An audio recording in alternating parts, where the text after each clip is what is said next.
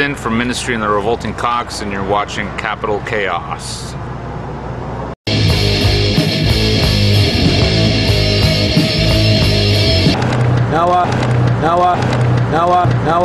The remix of Sexo Olympico, Sexo Mixo, comes out at the end of September, right? Correct.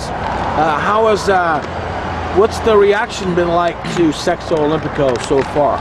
So far, it's been real positive. We actually sat on the record for about a year. We initially were going to release it last year, but we had some issues with our packaging, believe it or not, and we just held on to it, reworked it, and by that point in time, some time had passed, so the label wanted to release it beginning of '09, so that's what we did. But the reaction's been real positive. It's Al's favorite album that he's been a part of, so, you know, thank God for that. Is it available in Walmart?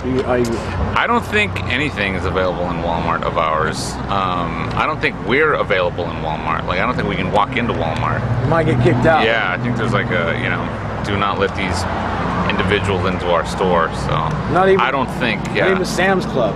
No, I don't think so. We don't have a. You need a card or something. Yeah, you have to pay. You have to pay to go into a place. Yeah, no, I don't think they'll let us in those places. Huh? Yeah. You're on the list. Yeah, we're definitely on the list. So you have a star-studded cast of remixers on this album. Yes. Is there one or two that are like grab you Absolutely. more than the others? Well, I'm a big fan of Chris Vrenna, and yeah, he used to be in 9 Inch Nails. He's now with Marilyn Manson.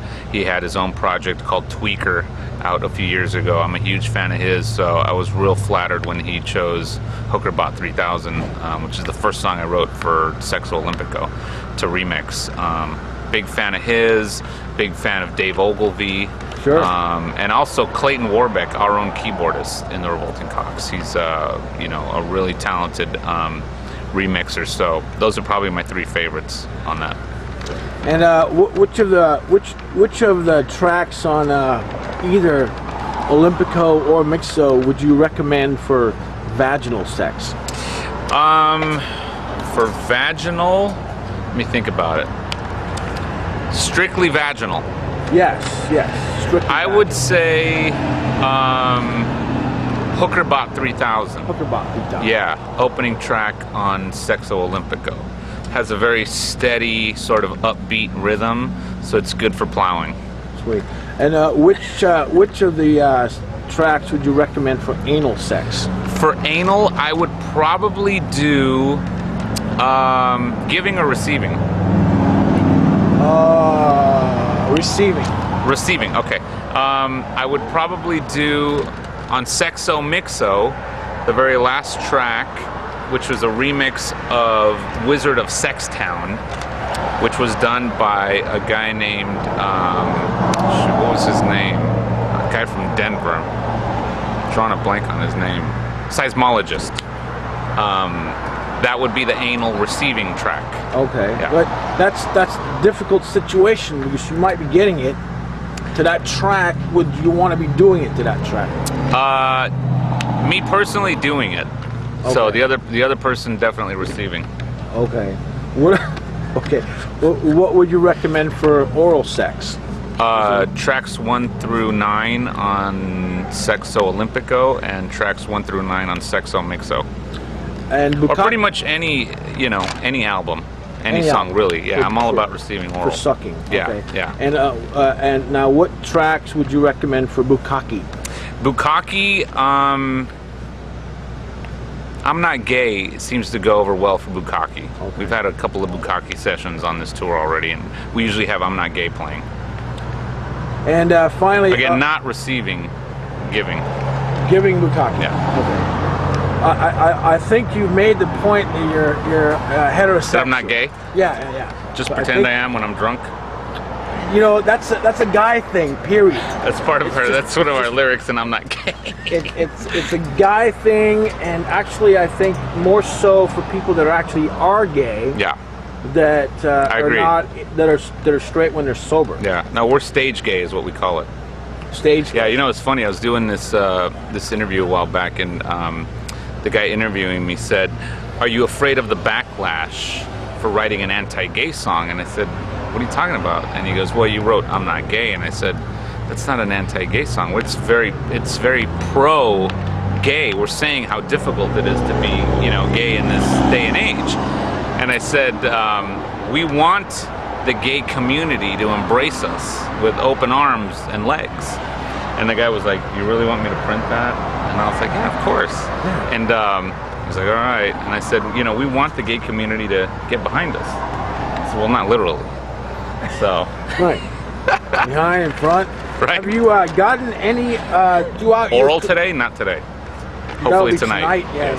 Have you gotten any negative feedback on anything that you've ever done from the gay community, or gay people, or Rob Halford, or whoever? You know what? It's funny. I'll get to Rob Halford in a second. We haven't gotten anything negative from the gay community at all. We've gotten negative stuff from the straight community. Of course. You know? They're usually a little more uptight. Yeah, no, the gay community seems to fucking love us, which is great. They play our shit in their clubs. Sure. They dance to our stuff. They, you know, come to our shows. They love it. Rob Halford, we played in Ministry last year. We were on tour in Europe, and we actually did a few shows with Priest. Oh, nice. And he was the coolest fucking guy in the world. Just the nicest cat, and big fan of Ministry, and he came and he watched us from the side of the stage and everything, so it's pretty cool. He went through his sort of industrial phase. Yes, he did. With John 5 on guitar. 2. Yeah, absolutely. With that, released that Voyeur album. That video with all the porn chicks Yes, in it. yeah. A lot of humping going on. Of course, nothing wrong with that. No. Now, are you're being that it is this is Al's band as well, for the most part? Yeah, I mean, Al started, obviously, you know, Ministry, and then his biggest side project, The Revolting Cock. Sure. But Al doesn't want to tour anymore. He's tired of touring. The reason is that, you see that thing over there, that tour bus? Yeah, the submarine with Yeah, wheels. you see that thing over there? Let me look at that thing. It probably, how old is that? That's a 2001. No, how long have you guys had it? We've had it 2 weeks. Oh. Yeah. Does it smell already? The bus? Yeah. Not really. You guys, Yeah. so you guys, well, we're actually fairly clean. Very clean, You should have had me do the interview with some like girls. Oh. Or like, see right there. Oh yeah, for sure. What's your name? Oh yes.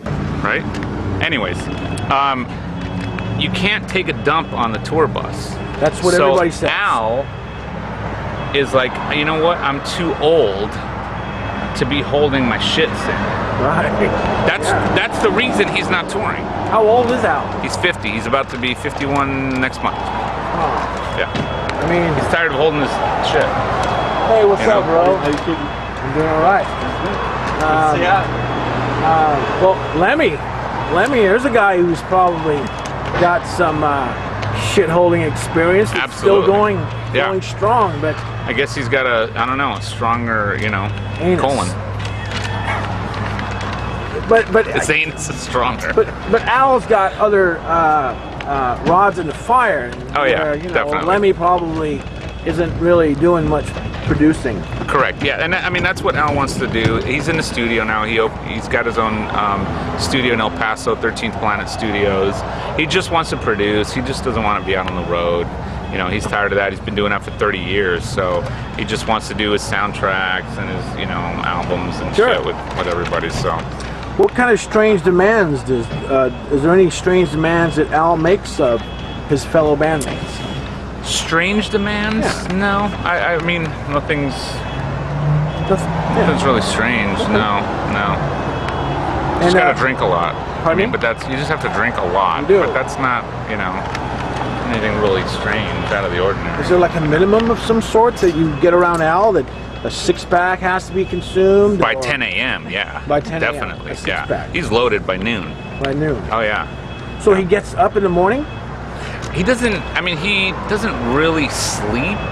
He's up pretty much all night. He might pass out for an hour or two, and he just continues to drink. It's like an ongoing cycle. Huh. Yeah. So he hasn't really found that higher power that people talk about? No, I don't think so. He just found wine, and wine is that seems his to be, forte. that's his thing, yeah. Red wine. Ah.